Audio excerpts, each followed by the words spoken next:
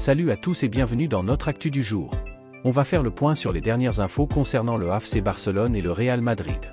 Commençons par le FC Barcelone. Hier, les joueurs appelés en sélection ont rejoint leurs équipes nationales, tandis que le reste de l'équipe a continué de s'entraîner.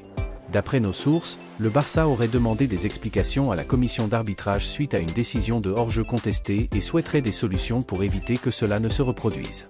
Par ailleurs, Barcelone se serait positionné pour recruter l'attaquant Víctor Gyökeres, qui pourrait quitter le Sporting à la fin de la saison. Concernant le prochain match du Barça, Lamine Yamal et Robert Lewandowski pourraient être absents en raison de blessures. Ces deux joueurs étant des éléments clés dans le système de jeu d'Hansi Flick, les essais tactiques récents, comme Fermin Lopez sur l'aile gauche, n'ont pas été très convaincants.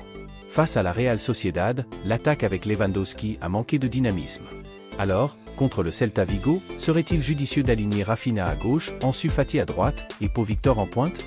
Donnez-nous vos avis en commentaire. Pour finir avec le Barça, Isco a remporté le prix de meilleur joueur des fans pour la saison 2023 à 2024, selon Marca.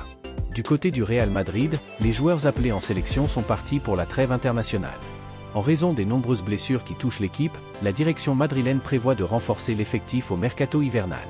Selon certaines informations, Sergio Ramos, actuellement sans club, pourrait revenir au Real, où il a marqué l'histoire. D'autres cibles incluraient Aymeric Laporte, Castello Luqueba et Jonathan Tah, avec l'idée de recruter deux défenseurs centraux. Pensez-vous que l'expérience de Ramos associée à la jeunesse de Luqueba serait un bon choix? Vos avis dans les commentaires. Le Real a confirmé que Lucas Vázquez et Rodrigo seront indisponibles pendant un mois. Pour les prochains matchs, Federico Valverde sera aligné comme latéral et Brahim Diaz jouera sur l'aile droite.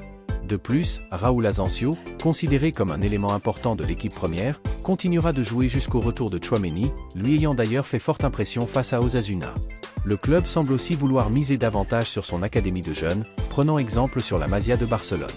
Enfin, côté Manchester United, Ruud van Nistelrooy a quitté le club suite à la décision de Ruben Amorim de renouveler entièrement son staff. Cette décision n'a pas plu à certains joueurs, comme Casemiro, qui a exprimé sa tristesse sur Instagram, car Van Nistelrooy a beaucoup contribué à sa progression. Ruben Amorim saura-t-il redonner à United son prestige d'antan? Donnez-nous vos opinions.